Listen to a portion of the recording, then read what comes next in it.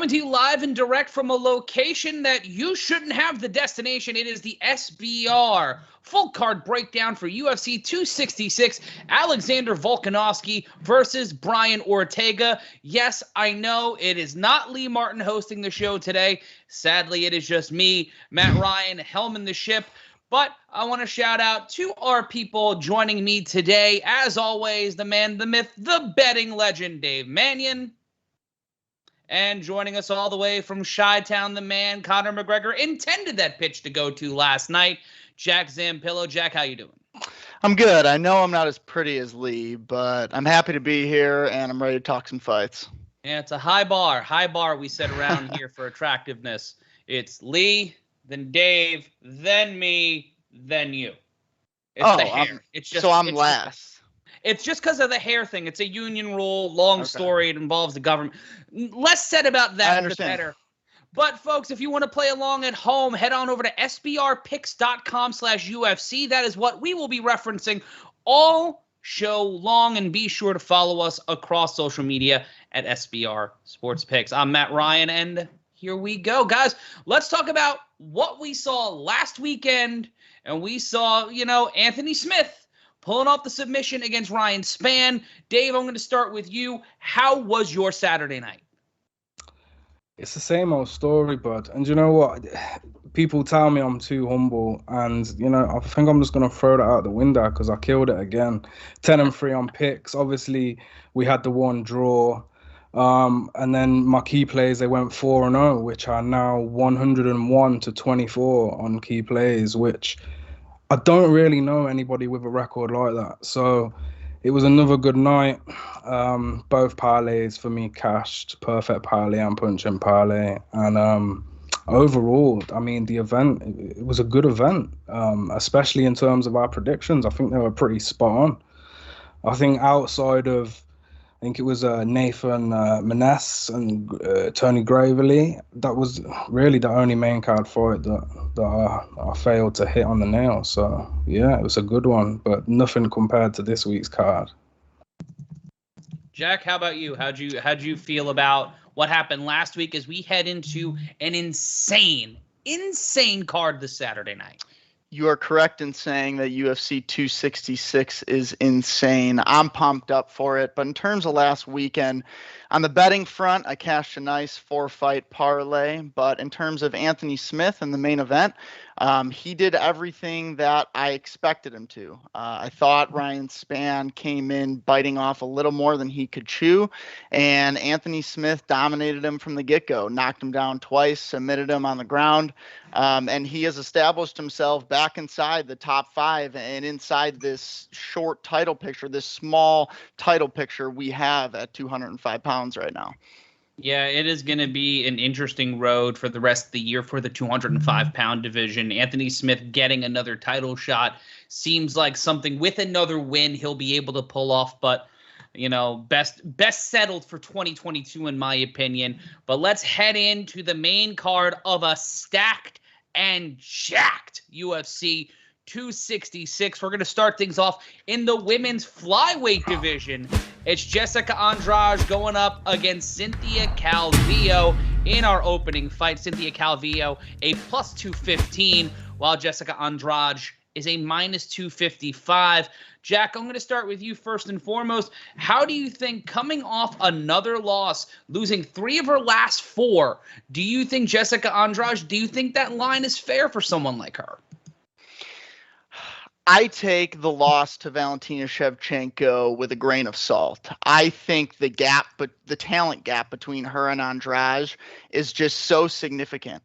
But you look at what Andrade, she's lost 3 out of her last 4, but she stopped Caitlin Chookagian, and I do think she has all the tools to go out there and beat somebody like Cynthia Calvillo. We know that Jessica Andrade we're going to get on fight night. She's aggressive. She's going to pressure Calvillo right from the jump. She always fights with a lot of movement. I love the way that she's constantly bobbing her head. She almost has to do that because of how short she is, coming in at 5'1" tall. But I think if she continues to take different angles and attack Calvillo from head to toe, I think she gets this one done. Dave, how about you? Let's take a look at the common opponents here. Katlyn Chookagian beat Cynthia Calvillo back at UFC 255 in Calvillo's last fight. And Katlyn Chookagian's the only person in the last 4 fights that Andrade has been able to beat. Do you think that's an outlier, or do you think that's indicative of what we're going to see this Saturday night? This is, for me, a division where Andrade most likely would be on top if it weren't for the girl that's in that position right now. And in this card as a whole, I'm so much more comfortable in wagering on this week's card than I am to last week's. And, you know, for me, nothing seems more seemingly simpler than kicking off the main card with the strongest woman in the division. To Calvillo's credit, wrestling credentials, they are up there. I just don't think she's ready for the top 5 of this division. And being outstruck by Katlyn Chookagian, I think that's all the evidence we need. She's young in her MMA career, 9-2, but not so young in age at 34. I cannot envision Calvillo making a run in this division because her grappling isn't complemented with years of in-cage experience, unlike somebody like Carla Esparza. Not to say that she won't make a run. You know, she's got a great team now at AKA, and she spent a good amount of time at Team Alpha Male. I'm just not seeing that run happening. Now, Calvillo was able to get the body lock takedown on Carla Esparza. She's heavy on top from all positions, full guard, half guard, side control, top mount. But when that game plan doesn't play out, Calvillo has continuously struggled on her feet. Outside of a clean right hand, everything else she does standing is quite sloppy, and that goes for her striking defense too. She bites hard on the feints, on the level changes, which you can see that when you look at the Esparza fight. Now, I'm not really the biggest fan of using the term styles make fights, but in the strawweight division, I think most of the top 10 have a chance at winning the title, dependent on who the champion is. I can see Esparza beating Rose but losing to Wiley, and obviously Rose can beat Wiley, and you know the style of Calvillo would have been a nightmare for many girls, but instead she's moved up to the flyweight division, where I can't see anybody taking that crown off Shevchenko anytime soon. I think she could retire as champion in this division, and she has no plan of doing that. So it's definitely going to be interesting to watch it play out and see how the UFC continue to matchmake. I guess the good news is, you know, Shevchenko is wiping out the top 10. So you're only going to need a top 5 ranking to earn a title opportunity, maybe even less at this point. Maybe one significant win, you can get that title chance. But I don't see, you know, Andrade as that girl that's going to allow Calvillo to do that. The UFC do want a new challenger for Shevchenko, and I think by matchmaking these two together, they would rather see Calvillo win. But I believe that brute strength of Andrade is just going to be too much. Calvillo doesn't pose a striking threat. Her timing is off. There isn't much power behind them punches. It's basic 1-2s, and in a defense. And in defense, she's easily pressured, and that is perfect for Andrade's striking style. Big hooks moving forward, likes to enter the pocket, and quite often we'll see the opposition just crumble under her power. Calvillo is a strong wrestler, but you know it's solely reactive takedowns. Like I said, with that Esparza body lock, it was nothing less than a reaction to Esparza's positioning. She doesn't hunt for the takedowns. She takes them when presented. And yeah, she's good on top. I just don't see her taking Andrade down to be in that position. The Brazilian's got super strong hips. Her takedown defense is solid. Andrade loses to elite strikers, nothing less. And everybody loses to Shevchenko. But like I say, I just don't think Calvillo is that girl. If you're on the back foot to Katlyn Chookagian, what do we expect to happen this weekend? I think this is a great position to, you know, load up Andrade on your parlays. You know me, I never like paying into them minus 200 rounds straight up. You're looking now at 2.5 units to bring back 1 unit. I think there's many positions on this card which have took some juice, which you can put together with Andrade for a nice parlay around evens, and that's exactly what I'm going to be doing this weekend.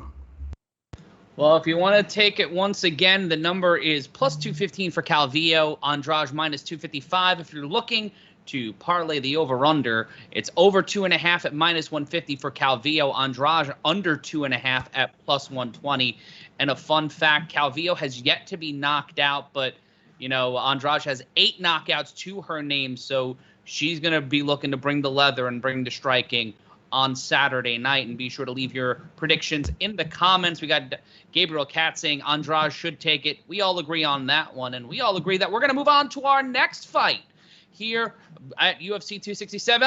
The big boys. I love it. Love it. Can't stop it. Can't get enough of it. Curtis Blaydes, Jairzinho Rozenstruik, not Guildenstern, will be leading things off. And Dave, I will start off this one with you, my man.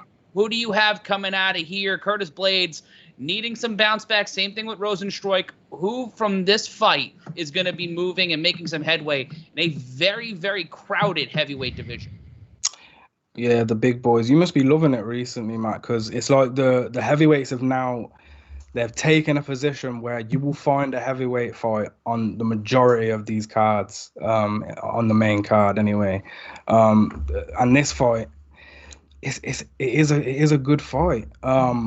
And, you know, speaking of styles make fights before, you couldn't get any more clearer than a striker versus wrestler matchup on this one, and on the entire card. When both men are standing, the thing I'm thinking is Blaydes even going to come close to Jair? Because, and by that I mean, you know, outside of shooting for his takedowns, he's going to want to avoid that striking in the pocket like the plague, unless, of course, Rozenstruik is continuously reacting to the level changes. But the problem there is what happened in the Lewis Blaydes fight, right? Lewis reacted and he followed through with a perfect uppercut, which, you know, that could be a problem. You know, Blaydes' kryptonite is obviously power strikers and Ngannou, Derek Lewis. And to be honest, Rozenstruik, he falls straight into that category. Problem is, if we are looking at taking Blaydes, when it comes to paying the juice, I'm not sure how anybody could be willing to do that. Now, I do believe the wrestling should and probably will dictate this fight. Rozenstruik's ground game is almost non-existent, and that's a huge problem against a former junior NCAA national wrestling champion. His level changes are so consistent, and then he powers through with a double legs, single legs. He's got suplexes, outside trips against the cage, stutter steps, reactive takedowns or pressured takedowns. He's really got it all, and he knows how to ground a fight better than most men in this division.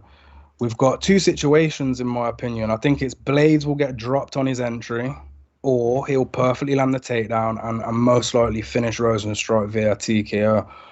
Probably the best ground and pound offense in the heavyweight division. Vicious left and right elbows, 10-8 elbow that lands so precisely. Most guys are going to wilt if they've got Curtis Blaydes on top of them. And Rozenstruik, he has the touch of death. But I have to side with the wrestling. Again, the problem is we're looking at a price of around minus 300. There's been one too many occasions where Blaydes has threw that chin out. And I wouldn't want to wager on him past minus 170. Again, as I said, against someone that's got that striking power to end it all. You know, unfortunately, he opened at minus 240, and that price that we're being offered continues to decline. Do I think Blaydes takes the W? Yes, I do. Would I give him, you know, an implied probability of 75%? Never. I'm not sure you can give any top 10 ranked heavyweight a high probability when the fact is no division offers more of a one punch and done threat like the heavyweights do. Rozenstruik won't have the 5 rounds of resetting each round where we saw, you know, Overeem dominate with that wrestling to then get knocked out in the 5th. I can see Blaydes taking him down and lacing him up with that ground and pound and getting it done inside the distance. And if you're looking to take it straight up, Curtis Blaydes minus 310 according to Bet Online. Jairzinho Rozenstruik plus 260. Dave's got him straight up, but if you want to take a look at the over-under here, over a round and a half is minus 155 for Rozenstruik, plus 125 for under 1.5 rounds for Curtis Blaydes. Jack, are you aligned with Dave here, or are you going to take a different road for this heavyweight fight? I'm going to agree with Dave, and I'm going to agree with the odds here. I think Curtis Blaydes can and should win this fight. Obviously, his path to victory is getting the fight to the ground and pounding him out there. But what's so dangerous about Jairzinho Rozenstruik is that he's so patient, right? He's not one of those guys that is going to constantly come forward with volume shots. He has no problem fighting off of his back foot, waiting to find his openings and exploding into them. Like you said, Dave, is there a chance that Curtis Blaydes gets clipped on an entry? Yeah, there's always that chance. But I also think he's the kind of guy that can look at the Derek Lewis fight, go back to the tape, and make the necessary adjustments coming into this one against Rozenstruik. And, last three, all of Curtis Blaydes' losses have been by KO or TKO. Obviously, the most recent one, Derek Lewis dropping him back in February at UFC Fight Night at the Apex. And also, remember, this is going to be a regulation cage. It's in Vegas, but it ain't in the baby cage. It is in the big cage. And once again, if you're looking to have a little fun with this one, the heavyweight fight, minus 310 favorite Blaydes against Rozenstruik, who's plus 260. Now let's move on to a fight in any other situation would be the main event. Nick Diaz. That is right. Nick Diaz returning to the octagon to take on Robbie Lawler. If you're an OG MMA fan, if you were watching back in the day, the early 2000s, Jack is counterpunching in there right now. Let's maybe throw him in a cage, see what happens. Going up against Robbie Lawler, former champion, going up against Diaz. Just the quick Bet Online odds. This is interesting, guys. Minus 119 for Robbie Lawler, and Nick Diaz is minus 101. A wafer-thin margin with some good money. Not great, but interesting odds. It might as well be a 50-50 toss-up. And that's the interesting thing. Robbie Lawler, obviously the more active fighter, but Jack, I'll start with you. Is it because of the reputation, or is it because the move up this morning, we saw the fight get changed in weight class? Do you think that that's had an effect on this? What's your take? I really think it's the reputation. The weight change may have impacted it just a little bit, but I think there's so much intrigue to this fight because of all the questions we have, right? Like, what will Nick Diaz look like after 6 years of being on the shelf? We don't know. We know that he's stayed training, he stayed active, not necessarily inside the cage, but outside the cage, training fighters over at the Nick Diaz Academy. I know he teaches jiu-jitsu classes. So, this isn't a scenario where he's been out of the game for 6 years. He has just been out of an octagon for 6 years. It's pretty safe to assume, this being a 5-round fight, we're going to see a bit of a slow start from both guys. Both guys are obviously, Robbie Lawler is sort of reaching the tail end of his career. Nick Diaz isn't getting any younger. I see a scenario where he gets his feet wet before he tries to do anything significant. On Robbie Lawler's side, I think we're going to see what we normally see, or what we would expect to see from him at this point in his career. Big power shots, a lot of clinch situations, these guys trying to wear each other down.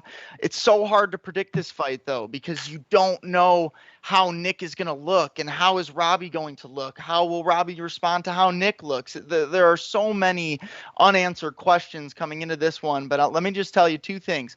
Matt, if you put me inside an octagon, it wouldn't last 30 seconds. And number two, Nick Diaz Army, baby. Let's go. Dave, taking a look at this fight and taking a look at this line, the last three opponents for Nick Diaz, all 6 years ago, 8 years ago, 9 years ago. Anderson Silva, that fight, no contest, overturned because Silva got popped for PEDs. Last two fights before that, GSP in Montreal, we know how controversial that fight was. And then Carlos Condit, both of those losses by unanimous decision. Before that, he had not lost since 2007.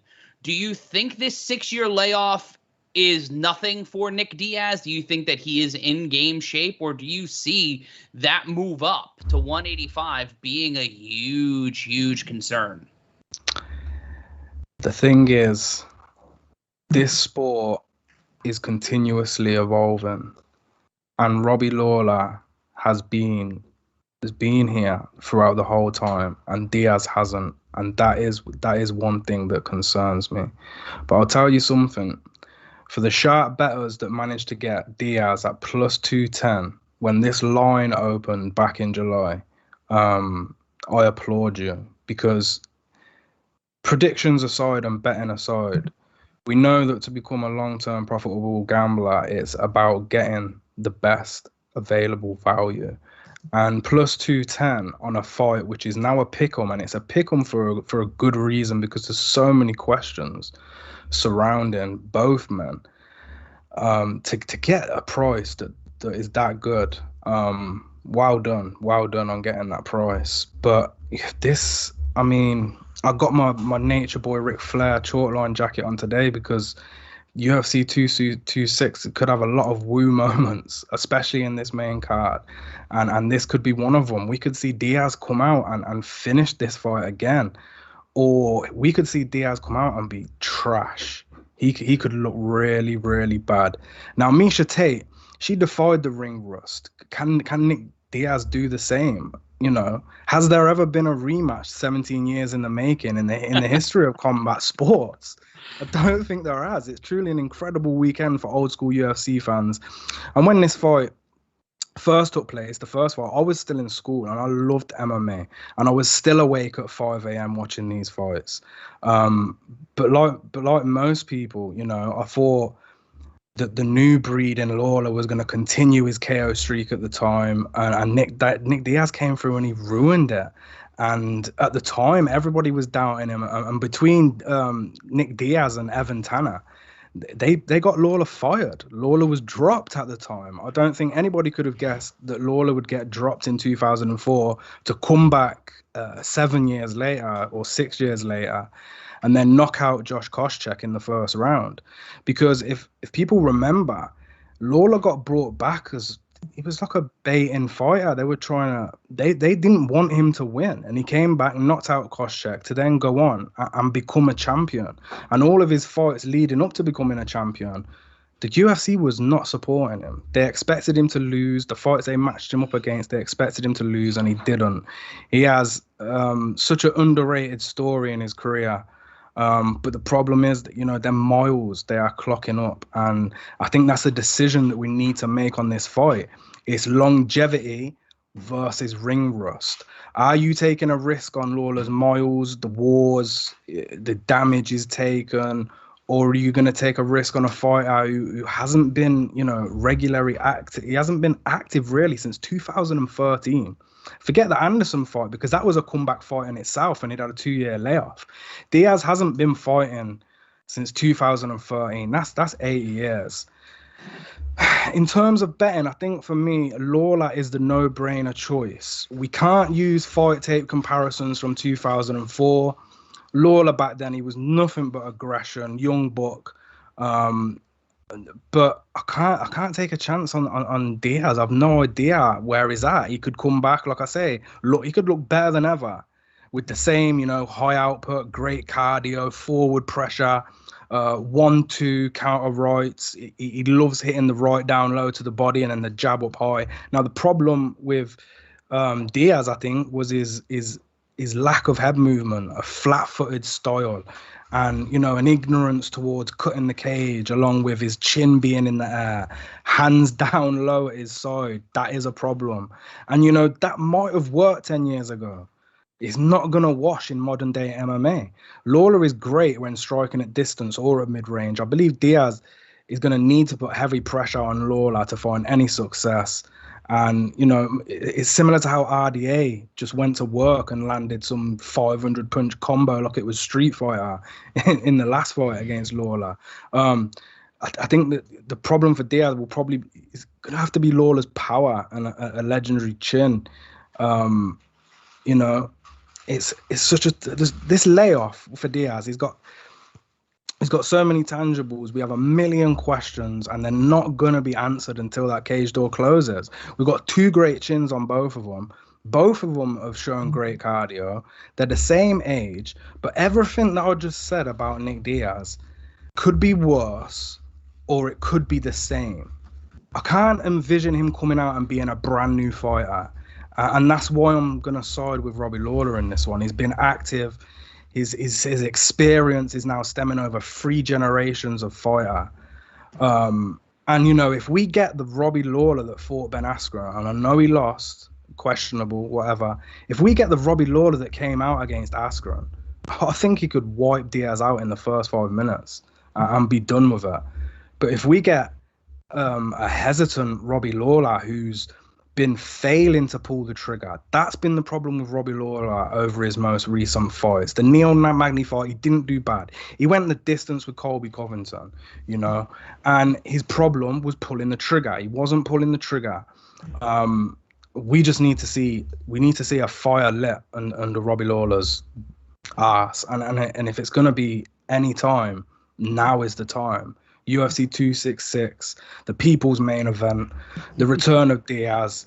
I'm gonna take Lawler, but we're a betting show, and for me, there's so many more positions on this card where you can make money. This is not one of them. The smart bet is no bet.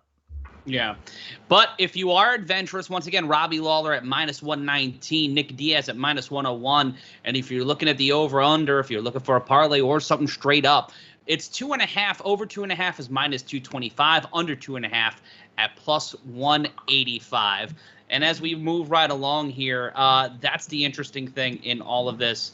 How do you handle ring rust against supreme activity? Lawler losing his last 4 fights, 3 if he's 1 of 3, if you want to call it no contest for the Askren fight. I know that's controversial for many people in MMA, including myself. But all those fights, unanimous decisions except for the Askren fight. He has gone to the 3rd round or deeper in all but 1 of his last 5 fights. So when you talk about activity, Robbie Lawler, he's putting in the time inside the octagon, and you got to wonder if that's going to have a negative effect, like a horn during a broadcast. Pieces of trash. But we'll move on to the co-main event. As we go to the women's flyweight division, the strap is on the line. Lauren Murphy, the next one to try to test the unbeatable, the formidable, the bullet, Valentina Shevchenko. Dave, we will start with you in this one, but to give you the odds really quick, according to betonline.ag, looking at this one, oh my God. If you're looking at this line right now, +850 for Lauren Murphy. Valentina Shevchenko, this might be one of the lowest lines I've seen in my over a year doing this show, -1700. But the over-under on time, 2.5 rounds is the set, and it's -15 for the over, -15 for the under. So there is at least something plausible to bet during this fight. But Dave, what situation, what world does Lauren Murphy get the win? There is no situation, and you know that line. It opened at -720. So the bookmakers know. I think if you've got a spare $14,000 and you want to put that down to pick up 1,000, you're probably not going to have anything to worry about. But if you're a long-term gambler, that is the worst ethics you could possibly follow. But where do I start? It's Valentina Shevchenko. She's elite, and I love my job. I've been doing this job for quite a while now. And I'll quit my job if Lauren Murphy wins this fight. And look, I know this is MMA, and anything can happen. Injuries, illness, behind the scene things we don't know. Crazier things have happened. But it's a complete mismatch. I don't believe that Shevchenko has had an easier opponent since her time in this division. The most complicated aspect of breaking down this fight for me was deciding how Valentina's going to win. Is she going to knock her out, or is she going to lock up a submission? In that southpaw stance, just an incredible striker, such a tight technique, and it's all fundamental. She's got an absolute sniper with that left straight, and the way that Lauren moves forward with reckless aggression, I can see her getting dropped by various counters. When I try to play this fight in my head, there was just so many different paths. I saw Shevchenko winning this fight, you know, like the head kick, which she beautifully sets up with a body kick, see the Jessica I fight. Or maybe it could be a spin kick finish this time, because we know Shevchenko loves a twirl or two when she's in the cage. And then we look at her grappling. It's all Shevchenko again, especially in the clinch. And I know, look, Lauren has been good in the clinch. She's not going to be good in the clinch against Shevchenko. She's got great control with them headlocks, and the initial scrambles, they're just hard to fault. A lot of fighters give up their back position, and in that position, give up their back, and that's another path to victory. And then we look at the leg trips, outside leg trip, that from that judo background comes through whenever she's in the clinch, which is, it's dangerous for a girl like Murphy who pressures so much. And if it does go to the ground, you know, look at that crucifix that she's been lacing up on girls. Your defenses are neutralized, and all of a sudden you get an elbow and punched, and your arms are trapped and you can't defend it. I don't think there's a worse position in MMA than the crucifix. It's horrifying to watch someone get cleanly punched and elbowed in the face, and they just can't put their hands up. Striking, offense and defense, perfect range management, solid takedown offense, and the hips to defend takedowns. On the ground, she's top heavy, and she can, you know, most certainly keep that control 99.9% of the time. Murphy's not a horrible fighter. She's tough. She's a true fighter at heart. I just can't see her giving Shevchenko any issues whatsoever. I think if I had to argue a path to victory, it would be, you know, trying to outpoint Shevchenko. But as I'm saying that, like, out loud, it's just laughable. I don't think there's anyone better than Shevchenko. 20 pounds of weight extra is why Nunes was just a bigger girl. In my opinion, some people won't agree. I think Shevchenko was very, very close, if not won that fight.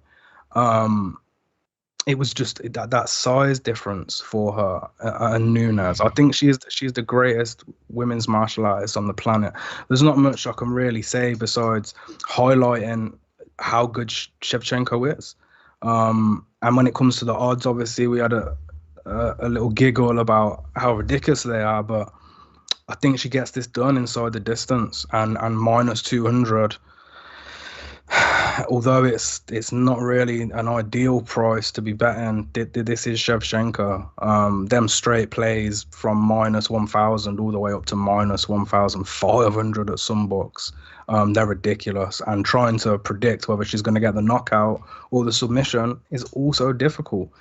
And them odds, Shevchenko to win by KO is around the minus 120 area. Shevchenko to win by submission, plus 450, I think it was, or plus 500, which is not a bad look. There's some value there, but we can't guarantee she's going to win by sub. She could come out and knock Lauren out within the first 30 seconds. For me, it has to be Shevchenko inside the distance. You're going to be able to get that around minus 200, and I'd go all the way up to minus 250. And for me, that is a great parlay addition. I'm not the type of person to lay multiple units down, but just for example, Andrade and Shevchenko to win inside the distance in a parlay, it's going to give you better than evens. And I think, a parlay like that is ideal to deal with the juice on someone like Shevchenko. Yeah, if you're looking at this fight to go inside the distance, Shevchenko minus 250, going to a decision plus 200, Lauren Murphy plus 1,400. This fight going the distance is minus 260, yes, plus 200.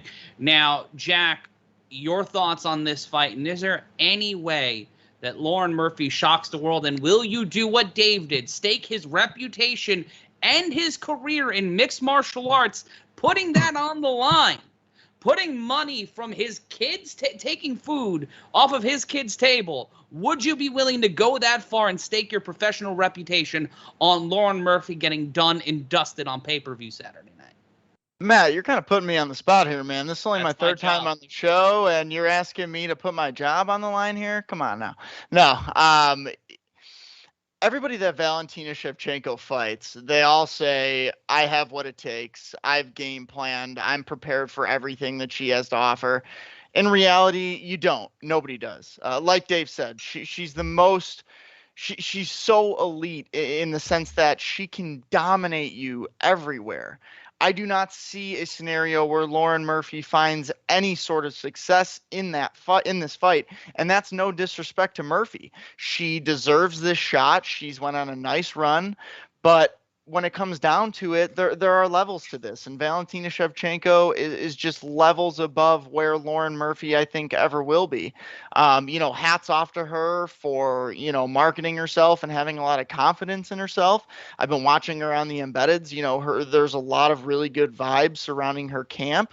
So there's no shortage of confidence from Lauren Murphy. It's just the skill deficit. I see a scenario where Valentina Shevchenko gets this done early and gets it done on the feet. Another scenario, like you mentioned, Dave, is that mounted crucifix position that she loves to go to. She's finished 2 of her last 3 fights from that position. And if she can get it there, she will get it there. It's all about if she is going to pursue those takedowns or if she's just going to be able to beat Lauren Murphy on the feet. And I think it's going to be the latter half. I'm taking Valentina Shevchenko inside the distance by knockout. And once again, the odds, if you're looking straight up, plus 850 for Murphy, minus 1,700 for Shevchenko. And if you're looking for this fight to go inside the distance, Shevchenko minus 250, going to a decision plus 200, Lauren Murphy plus 1,400. And that seems to make sense because she has never she's knocked out 8, submitted 1, but her last knockout victory came in 2019 against Mara Romero Borella.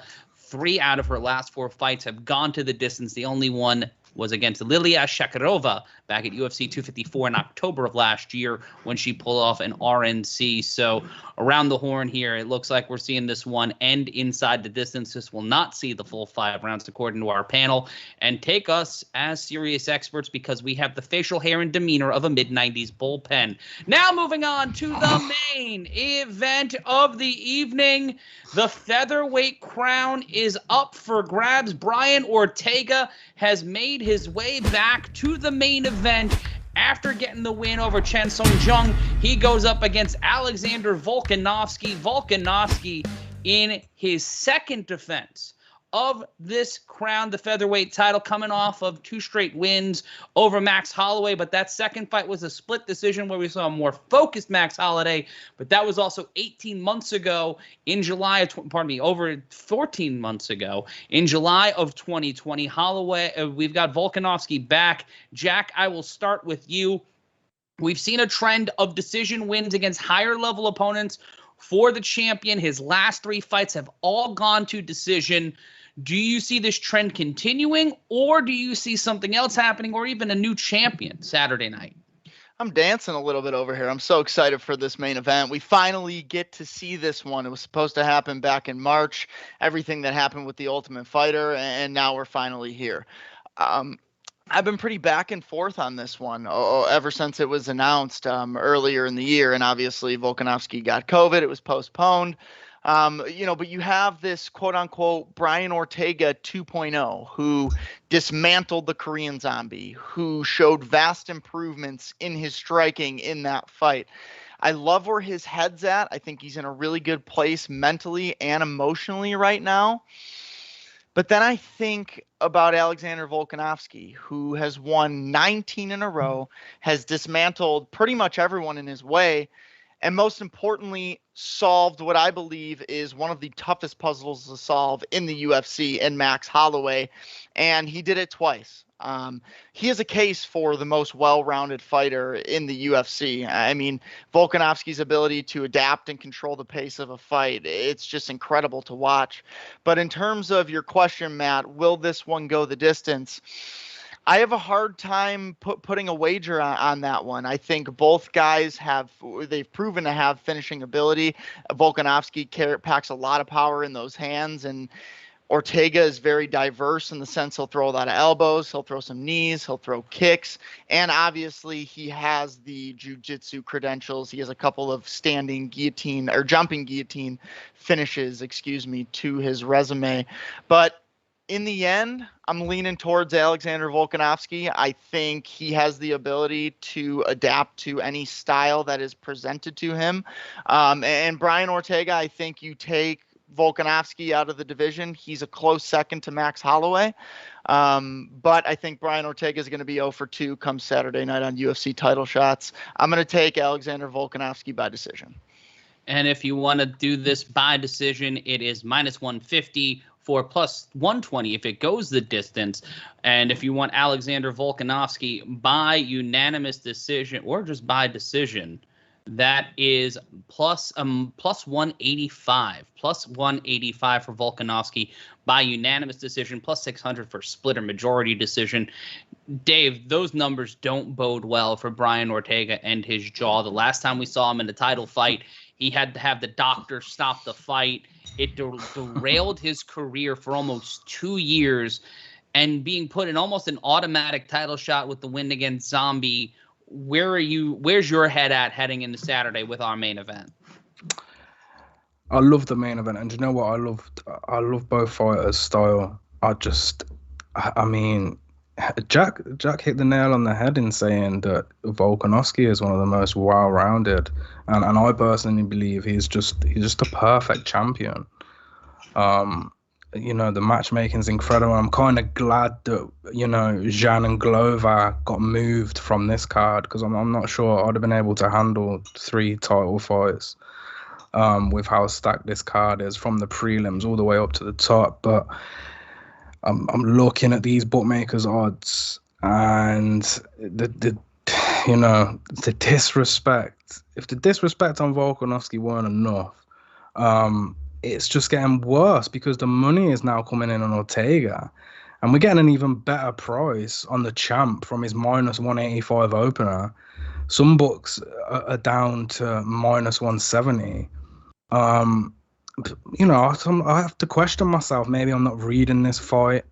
But outside of, them dangerous submission offense, what do people think Ortega is going to accomplish standing toe-to-toe with Volkanovski? MMA math is a horrible practice, but you can't ignore the successes that Alex had over Holloway. And in comparison, and when you compare that to the lessons that Holloway was teaching Ortega mid-fight, you could argue that Ortega's striking offense is now better because Max taught him. It's crazy. Now, moving forward, it doesn't matter. Volkanovski is going to be delivering counter shots or combinations. He's never throwing single shots. He's got beautiful cage control, cuts that cage lovely, circles away from his opponent's power. He's got the leg kicks. Them low kicks are mean. And this is where I can see Ortega becoming a victim. If Ortega's going to be in that southpaw stance like he was against Zombie, is he going to check the leg kicks this time around? Probably not. And I do think he will be switching stances often just in attempts to figure out what the hell Volkanovski is doing and trying to figure out how we can stop the offense and the shots coming in. Is Ortega going to be successful in clinching up and landing those exit elbows or hooks that is so well known for? I mean, maybe once, but Volkanovski is not going to allow that same mistake twice. One of the Australians' best attributes for me is adapting on the job. His coaching team are some of the best in the world. And despite not training at City Kickboxing, I think, for his past 3 camps, his lifelong coach, Joe Lopez, he corroborates with Eugene Behrman regularly, and Behrman's going to be in the corner for Alex this weekend. Ortega's just got too many flaws for me that are concerning. Now, Zombie was able to walk him down when you look back on that fight. And Ortega, he becomes real stiff in some of those situations. He's got a huge lack of head movement. And walking back in a straight line isn't a smart choice when backing up either. His head is just there to be hit. Ortega is going to need this fight on the ground, but his setups are quite weak. He's not the greatest wrestler. He's more of how do you describe? It's hard to even describe. It's like a scramble situation or pulling guard attempt when it comes to Ortega's, ground success. And against Volkanovski's strength and background in wrestling, which is barely mentioned, it's hard to keep this man down. You can take him down by all means. Volkanovski has been taken down, but keeping him down is a different story. And Ortega isn't known for heavy top control. His high submission rate comes from snatching up opportune moments like broken posture, capitalizing on them gaps that people leave on the ground. For me, again, I think Volkanovski is the ideal champion. He's good everywhere, defensively and when attacking. Ortega is a first-degree black belt, and that's obviously his best path to victory, but he's reached the top of the division now. Those submissions have not been surfacing. Volkanovski is a chess player, and I feel that fight IQ is the most important aspect of this game. I think he's going to outsmart Ortega, adapt when needed, if needed, and win every round, if not get the finish. I can see a counter finish coming in quite easily. Them calf kicks and the outside leg kicks for alternating stances of Ortega, follow with some of them beautiful boxing combinations, the 2-3s and the 3-2s like he had against Max, and the jabs from range. And I think just don't fall victim to a firefight. Volkanovski has been dropped on a few occasions, so that is a bit of a gray area where it's MMA. Ortega could catch him, but I think that's going to take a clear and perfect strike to do so. The Korean Zombie win, it doesn't hold much weight for me because Zombie didn't seem like Zombie in that fight. There was not really that much pressure from him at all, and he allowed Ortega to fight his fight. But then we have Volkanovski, who outstruck Max Holloway, which, when you look at Max Holloway's striking numbers, it's just truly incredible. And I know people do make the argument for Max winning that second fight, but I hate to break it to you. He didn't. Them numbers were key, and Volkanovski outstruck Max.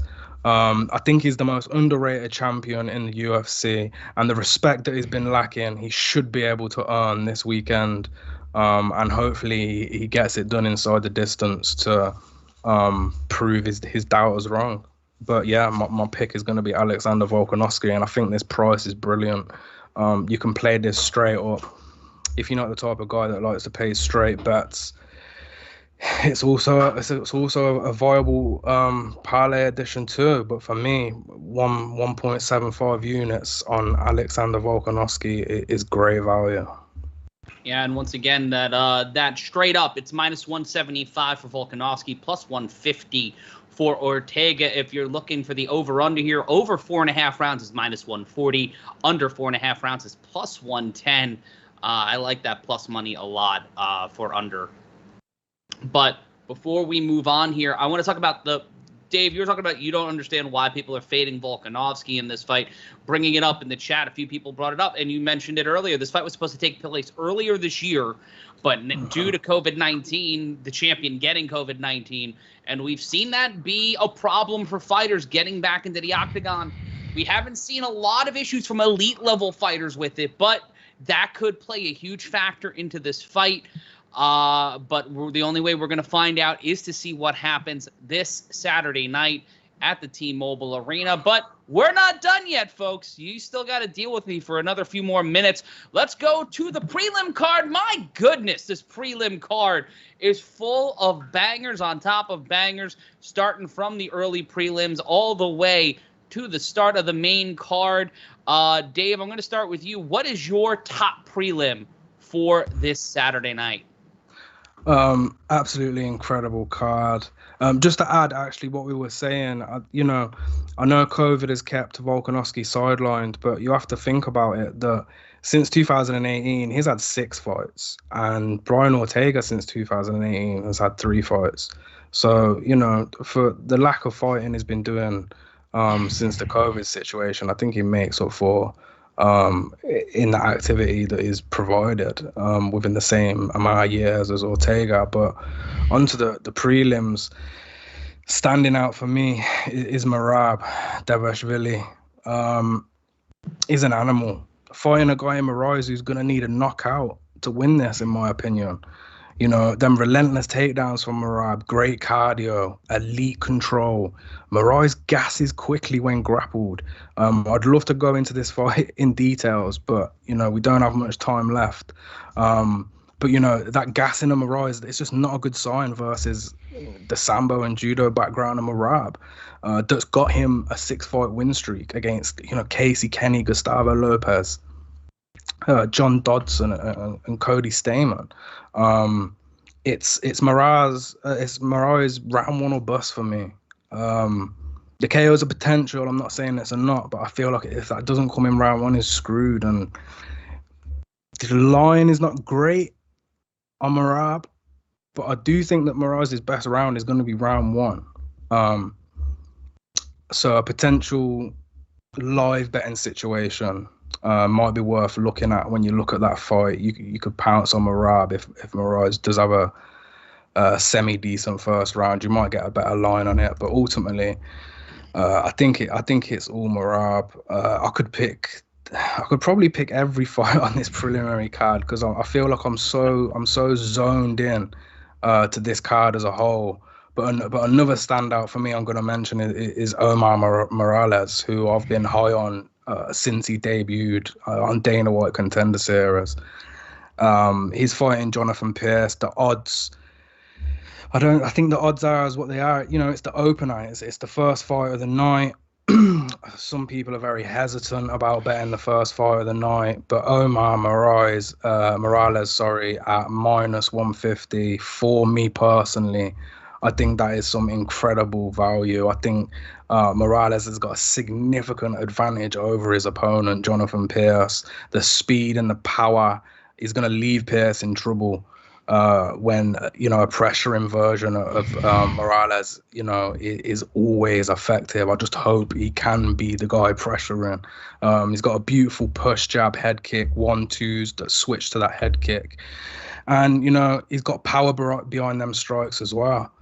And against a guy in Pierce whose striking defense is just horrific, in my opinion, I can see Omar Morales getting the TKO in this one. Pierce on the feet, outside of a nice jab, I don't see much for him. I really don't. It's a flat-footed stance and a lead rear uppercut. Are just huge flaws in his striking game. His easily readable telegraph strikes should not be a problem for the striking experience that Morales owns. So yeah, I like Merab and Omar. Them two stand out for me on the preliminary card. And according to BetOnline, if you want to get involved in Pierce Morales, Jonathan Pierce +132, Morales -150. Merab Dvalishvili and Marlon Moraes. Dvalishvili -255, while Moraes is +215. Jack, what about you? What's your prelim for Saturday night? I'm excited to see Dan Hooker back in the octagon, coming off that loss to Michael Chandler in January. I know that there were some visa issues. There were some problems getting him over to the U.S. I know they're having some problems getting his opponent, Nasrat Haqparast, I think that's how you pronounce it, over to the United States as well. So hopefully everything I'm hearing, the UFC is confident that fight is going to be able to happen. So assuming that it will, I'm very excited to see how Dan Hooker can rebound from that loss to Michael Chandler. I think Dan Hooker is one of those guys who will be relevant at 155 pounds for as long as he wants to. He hasn't been able to win the big one. There's a bit of a talent gap between him and some of the guys up at the top of 155 pounds. But again, the lightweight division is considered probably the most top-heavy division in the UFC, along with bantamweight. So, there's no shame in losing to a guy like Michael Chandler. There's no shame in losing to a guy like Dustin Poirier. I mean, we look at the position that these guys are in now and the position that they have been in. So I like Dan Hooker in this fight. I think that he will be able to keep the distance on Nasrat, really use those leg kicks to open other things up. And I really stress every time I talk about Dan Hooker how well he uses his range. He's so long for the division, and that jab is killer. So if he can get that jab going, get those leg kicks going, work the body a bit, I think Dan Hooker gets the job done on Saturday. Yeah, I got to go with the Hooker fight here, too. I really am interested to see how he bounces back after his last performance and really see what he can do to build himself back into it. And Johnny Z in the chat saying, I got Brian Danielson beating Kenny Omega tonight. Sorry, wrong chat. That is going to be a banger of a match and a banger of a card over down just a few miles away from us right here in Queens. Taking a look at the chat really quick. Hooker's fight should also go over 2.5 according to Gabriel Katz. Maurice Pierce over 2.5 rounds, and he's got Merab and Andrade as a parlay looking pretty good. But now it's time for Dave's favorite segment. We only have a few minutes left here, so we'll get through it. Just swallow the medicine. Dave, your lock of the night. You know what?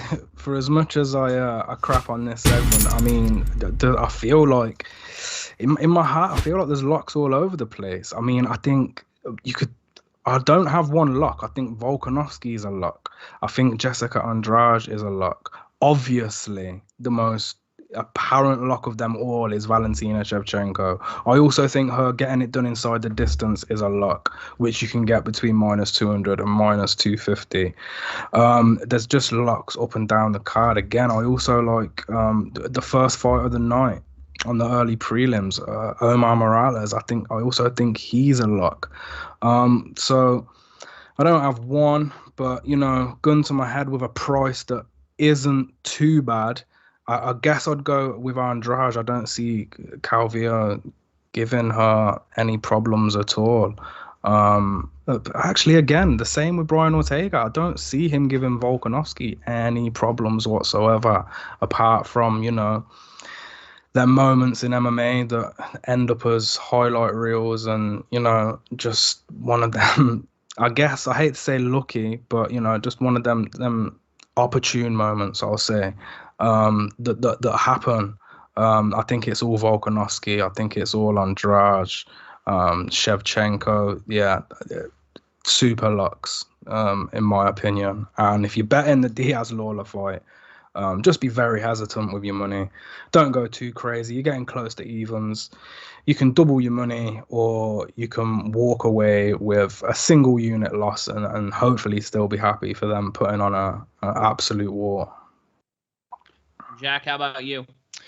This one may surprise both of you a little bit, but Merab is my lock of the night. I agree with you, Dave, in the sense that Marlon Moraes has one round to get him out of there, and after that, it's going to go all downhill.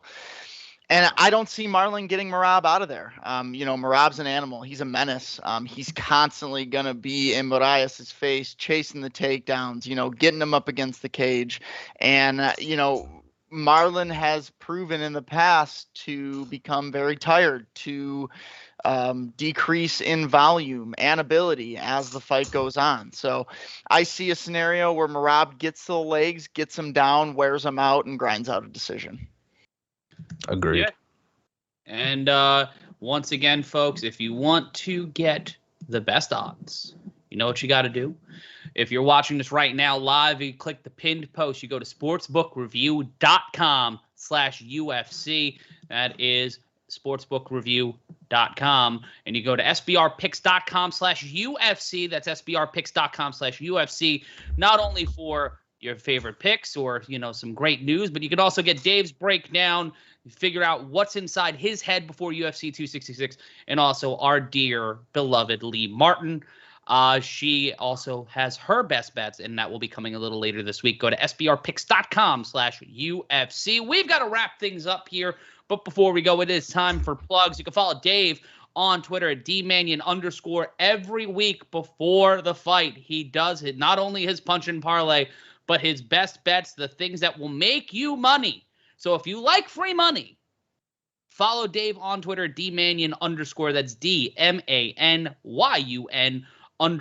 Be sure to follow him. Get him to the quote tweets, the likes, the shares, everything to ensure that you get his stone cold picks of the locks of the weeks of the century of the year, because this man is on a hot streak and you want to ride that to the bitter end. And also you can follow Jack Zampillo on the social medias, on the Twitter machine at Jack_Zampillo. That's ZAMPILLO 15. And you can also no see W. I said ZAMPILLO 15. No, I know. I was just reassuring the chat, the audience. No W. Leave off the last W for Wub, and you can also follow him if you want to follow him. Look right below you. That is Jack_Zampillo 15. You can follow me on Twitter at MRyan Consulting. That is MRyan Consulting. And be sure to follow the mothership, SBR Sports Picks, across social media for the latest up-to-date info about all sports, not only the UFC, but MMA in general. We've got baseball, football. It's football season. Be sure to sign up to that football pool. All of that information and more at SBRpicks.com. That's SBRpicks.com. If you love me, watch me this Saturday night at 10 p.m. Eastern time, or 9:45 Eastern in the United States, for my live coverage of UFC 266, brought to you by Combat Culture. Join myself, Brendan Sokler, Shaquille Majori, and Stephanie Sotilli. That is this Saturday night at the Combat Culture YouTube channel. Also, be sure to like, comment, and subscribe to SBR Sports Picks. Be sure to ring that notification bell so you know when we go live, not only for this show, but for all of our shows across the SBR network. For Dave Manyun, for Jack Zampillo, and for Lee Martin, I'm Matt Ryan saying so long from the Garden State, and enjoy the fights, everybody. We'll see you next week.